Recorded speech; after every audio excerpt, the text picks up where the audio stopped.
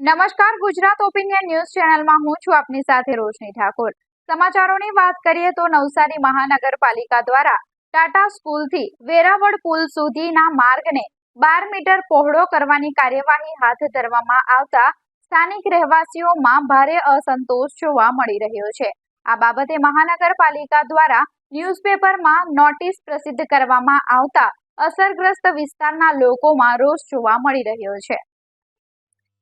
સ્થાનિકોનું કહેવું છે કે જે જમીન પર રસ્તો પહોળો કરવાનો પ્રસ્તાવ છે તે જમીન તેમની ખાનગી માલિકીની છે અને પાછલા અનેકો વર્ષોથી આ જગ્યા પર તેઓ વસવાટ કરી પોતાનું અને પરિવારનું ગુજરાન ચલાવે છે।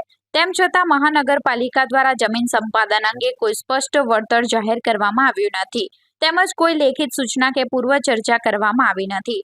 યોગ્ય વળતર અને પારદર્શક પ્રક્રિયા વિના રસ્તો પહોળો કરવાનું આયોજન અન્યાયરૂપ હોવાનું સ્થાનિકો માને છે। આ મામલે વીરાવળ ગામના અસરગ્રસ્તો મોટી સંખ્યામાં નવસારી મહાનગરપાલિકા કચેરી ખાતે ઉપસ્થિત રહ્યા હતા। તેમણે અધિકારીઓ સમક્ષ પોતાની આપત્તિઓ અને વાંધાઓ રજૂ કરી સ્પષ્ટ જણાવ્યું હતું કે વળતર આપ્યા વિના અથવા યોગ્ય સંમતિ લીધા વિના કોઈ પણ પ્રકારની કાર્યવાહી સ્વીકાર્ય નથી। સ્થાનિકોએ ચેતવણી આપી છે કે જો મહાનગરપાલિકા દ્વારા તેમની માંગણીઓનું યોગ્ય નિરાકરણ નહીં લાવવામાં આવે તો તેઓ લોકશાહીની રીતે આંદોલન કરવાની ફરજ પડશે। આગામી દિવસોમાં મહાનગરપાલિકાના નિર્ણય તરફ સૌની નજર મંડાયેલી છે। આ રસ્તો પહોળો થવા બાબતમાં છે। અમારું 20 ફૂટનું ઓલરેડી ઘર છે। અમે 3 જણ અંદર રહીએ।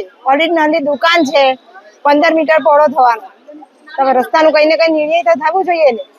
અમે ક્યાં જાય? અમારી બધાની એ જ સમસ્યા છે।